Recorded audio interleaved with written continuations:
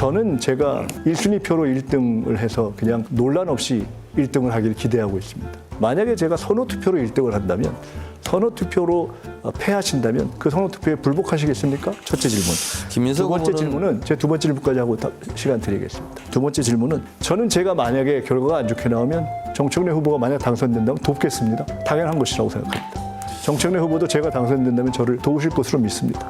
저를 도와주시겠습니까? 김민석 두 가지 후보는 질문 드리겠습니다. 질문을 빙자해서 음모론을 넘어 정치 공작 차원에서 아주 익숙한 것 같습니다.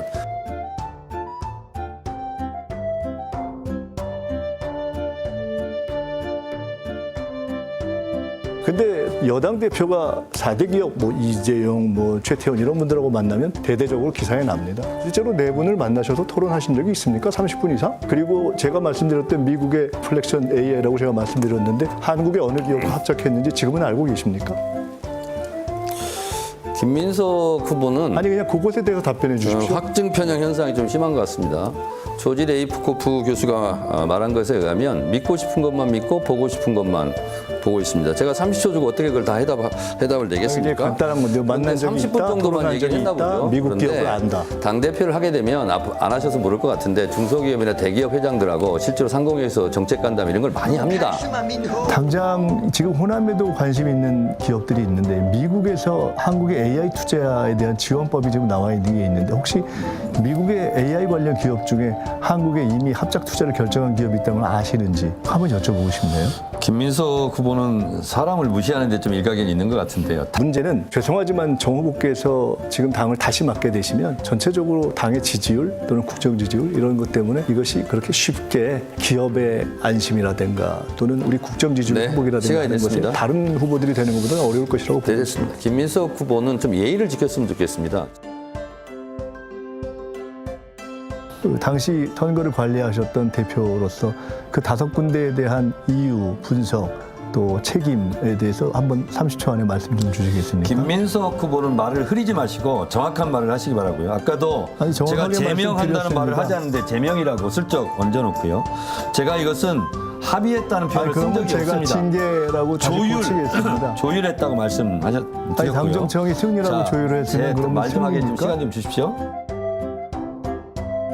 그런데 과연 왜 연임으로 다시 나오려는 건지, 그때 그렇다면 1년 동안에 우리 이재명 정부의 국정과제가 몇 개였고 제1호 국정과제가 무엇이고 그것을 실천하기 위해서 어떻게 노력했는지 한번 답변 부탁드리겠습니다. 송영길 후보는 민주당에서 당대표 한 번 했고 소나무당 당대표까지 했습니다. 당대표를 그렇죠. 2번이나 했습니다. 왜 나오셨습니까? 그 한미 FTA를 추진했을 때 우리 정청래 후보가 앞장서서 반대를 했는데 그때 반대했다는 생각이 지금도 동의하시는지, 그리고 그 한미 FTA 일부 이제 그때의 생각이 지금도 옳다고 생각하시는 건지 의견을 부탁드립니다. 송영길 후보께서 고생 많이 하셨고요. 그리고 그것이 노무현 대통령 때 이게 통과돼서 네. 많은 부분 혜택이 있다고 생각을 합니다. 그래서 이 신천지 부분은 지금 전당대회를 진흙탕으로 몰아간 가장 악성인 주장이 신천지 의혹 제기입니다. 이 부분에 대해서는 깨끗하게 사과를 하시든가. 당내 선거도 마찬가지로 봅니다. 더구나 우리 같은 당내끼리 결정된 모든 것을 포용어 하나로 통합의 길을 가는 게 맞다, 저는 이렇게 생각합니다. 그리고 이 합수본 결과가 나오면 같이 한번 조사를 해봅시다. 송영길 후보는 역시 저한테는 가혹하고 김민석 후보한테는 굉장히 너그러운 아니, 것입니다. 이 합수본 문제는 결과를 제 보자고요. 시간입니다. 아니 이 문제가 있을 수 있는 것 같아서 짚어보자고 얘기한 것이 우리 당이 그랬다는 얘기도 아닌데 그 문제를 제기한 것이 누가 당을 위헌 정당을 위험으로 끌고 갔습니까? 김민석 후보는 2002년도 노무현 대통령을 배신하고 정몽준으로 날아간 경험이 있습니다. 한 번 배신하면 또 배신할 수 있죠. 한 번 탈당하면 또 탈당할 수 있죠. 최근에 유시민 작가가 대통령을 일개 그룹의 수장이라고 지칭해서 사실은 당과 국가와 대통령을 모독하고 국민을 모독하고 더구나 과거 김대중 대통령 시절에 그랬듯이 필패론 거의 저주에 가까운 그런 말씀을 했는데 그런 상황에서 한마디도 못하는 노코멘트를 하는 지도부나 당대표가 과연 가능한가? 그러면서도 내가 대통령을 지키겠다고 이야기할 수 있는가? 너무 표만 계산하는 것 아닌가? 어떻게 답변하시겠습니까? 김민석 후보께서 이재명 대통령과의 4, 5년 관계 속에서 대화를 많이 하셨다는데 저는 단연코 제가 더 많은 속 깊은 대화를 가장 오래 했다는 생각이 들고요.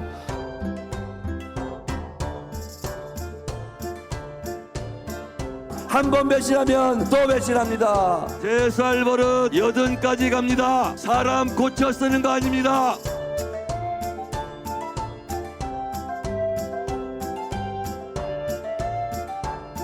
그런데 과연 왜 역임으로 다시 나오려는 건지, 그리고 그때 그렇다면 1년 동안에 우리 이재명 정부의 국정과제가 몇 개였고 제1호 국정과제가 무엇이고 그것을 실천하기 위해서 어떻게 노력했는지 한번 답변 부탁드리겠습니다. 송영길 후보는 민주당에서 당대표 한 번 했고 소나무당 당대표까지 했습니다. 당대표를 그렇죠. 2번이나 했습니다. 왜 나오셨습니까? 사람 고쳐 쓰는 거 아닙니다. 야, 참 토론해 보면서 너무 보기 역겨웠던 부분이 뭐냐면은 불편한 질문을 상대가 던지면은 그러면 그 후보의 이름을 부릅니다. 오창익 국장께서는 이러면서 상대를 핥혀요. 그리고 동문서답합니다. 이 패턴을 지금 여러분들께 보여드렸는데 이런 분이 지금 2년 후 국민을 설득해서 다수당을 만들겠다고 하고 있으니 참 답이 안 나옵니다. 국장님 어서 오세요. 네, 안녕하세요. 왜 저를 부르십니까? 출연자니까. 네, 감사합니다. 국장님, 토론해 보셨죠? 네, 아유, 근데 저는 뭐 방송 준비하려고 예. 꾹 참고 봤습니다만 들어주기 참 어렵더라고요. 예. 그 정청래 후보의 문제점 뭐라고 제일 먼저 꼽으신다면? 뭐 일단 가장 큰 문제점 실력이 없는데 실력이 없다. 그러니까 정책에 대한 이해가 별로 없어요. 아하. 이게 사실 우리 686이잖아요. 네. 이제 586, 486도 아니라 686 정치인들의 나쁜 면이거든요. 물론 네. 그 중에 공부하는 정치인도 있습니다. 예. 이를테면 송영길이나 김민석 후보 같은 경우에는 정말 공부하는 분들이에요. 열심히 공부하고 계속 한 권의 책이라도 읽으려고 그러고 뭐 공부 욕심이 좀 있어요. 네. 근데 세상은 급변하고 음. 그다음에 뭐 대학 때 뭘 전공했다 안 했다 이거 별로 중요하지 않거든요. 그럼요. 예. 그러니까 학습량이 굉장히 많기 때문에 솔직히 얘기해서 1년에 단행본 뭐 100권 읽는 거 정말 힘들거든요. 그럼요. 그러니까 하여튼 어거지로 일부러 공부해야 돼요. 예. 그런데 네. 예를 들어서 뭐 의리 뭐 강조하고 뭐 이런 사람들은 공부 안 하죠. 매일 그냥 주변 사람들하고 만나서 그냥 수다나 떨고 이런 거죠. 그렇죠. 그러니까 공부하는 정치인과 그렇지 않은 정치인, 다시 이야기하면 정책에 대한 이해가 있는 정치인과 그렇지 않은 정치인을 단박에 보여주는 거고요. 네. 그러니까 지금 뭐 국정과제 1호가 뭐냐, 이걸 아냐 모르냐 또 되게 중요해요. 예. 왜냐면 1호니까. 예, 적어도 1호는 알아야 되거든요. 그리고 송영길 후보가 국정과제가 몇 개냐고 물어본 것도 다 까닭이 있잖아요. 그럼요. 제일 중요한 국정과제가 뭐냐라고 물어본 거예요. 아니, 그리고 그거는. 전체 개수도 예. 내일 한 12월 3일을 기억하자는 의미에서 123개로 했고 네. 이게 여러 가지 상징이 있는 거거든요. 네네. 근데 이거를 다 생으로 모른다는 거예요. 그러면 깜빡해서 1호 과제만 모르냐, 50호 과제는 아니야 이런 차원이 아니라 정말 저는 전반에 대한 이해가 부족하다. 예. 공부 안 하고 있다. 예. 그게 드러나니까 질문이 와도 그 질문에 대한 답을 하는 게 아니라 엉뚱한 얘기를 하죠. 그건 분리해서 피해 나가자는 측면 있잖아요. 말도 안 되는 말재주, 유치한 말재주도 있지만 또 하나는 준비가 안 돼 있기 때문에 공부가 안 돼 있기 때문에 예. 그렇게 예. 반응하는 것 같기도 해요. 예. 이를테면 닥치고 보안 수사권 폐지, 완전 폐지 이것도 그렇지. 마찬가지예요. 예. 닥치면 안 되거든요. 그럼요. 닥치라고 그러면 음. 아니 저는 여러 차례 말씀드리지만 보안 수사권 완전 폐지에 찬성하지만 우려가 있는 분들의 우려도 국가 입장에서는 씻어드려야 되거든요. 그럼요. 우려를 최소화해야 됩니다. 예. 그럼 안전장치를 어떻게 만들 거냐. 네. 이럴 땐 본인 입으로 1, 2, 3, 4 정도 얘기할 수 있어야 되는데 네. 못해요. 못해. 왜 못하죠? 공부를 안 했으니까 형사사법 시스템이 어떻게 되는지 몰라요. 수사가 뭔지 기소가 뭔지 몰라요. 그건 알겠죠. 수사 범인 찾는 거 아니야? 기소는 뭐더라? 기소는 재판하는 건가? 뭐 이 정도 말고 그 구체적인 내용들을 몰라요. 그럼 그럼요. 되게 위험하죠. 예. 지난 그 이재명 정부 초기에 당정 간의 또는 당청 간의 불협화음은 대부분 정청래의 무식에서 나온 게 아닌가 싶어요. 그런 통찰이 있으시구나. 통찰은 뭐 보면 보이는데 뭘 아니 통찰을 그렇게 얘기하는 합니까? 분은 네. 별로 없어요. 사실은. 그렇습니까? 네. 이 사람이 그냥 말하자면 자기 정치에 함몰돼 있다 이렇게 얘기하는데 자기 정치를 하려면은 그 많이 연구해야 합니다. 그런데 제가 봤을 때는 자기 정치를 추구하는 건 맞는데 네. 그 겉면만 보면 안 된다. 그 내부에는 무지가 있어요. 저 아주 운동 열심히 하다가 요새 하여튼 뭐 정부 들어가서 어공으로 일하는 한 분이 저한테 그러더라고요. 아주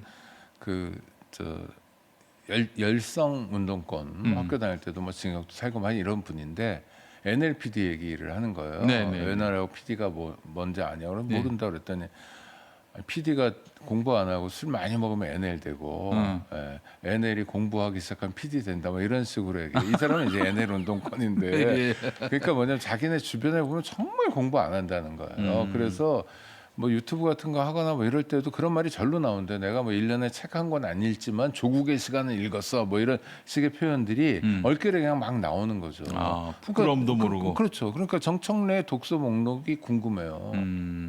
정청래는 어떤 언론을 어떻게 접하는지 궁금해요. 그러니까 이제 기본적으로 네. 저는 뭐 그 오마이 TV에 대해서 자업자득이라고 얘기한 대목 있잖아요. 아, 어제 제가 네.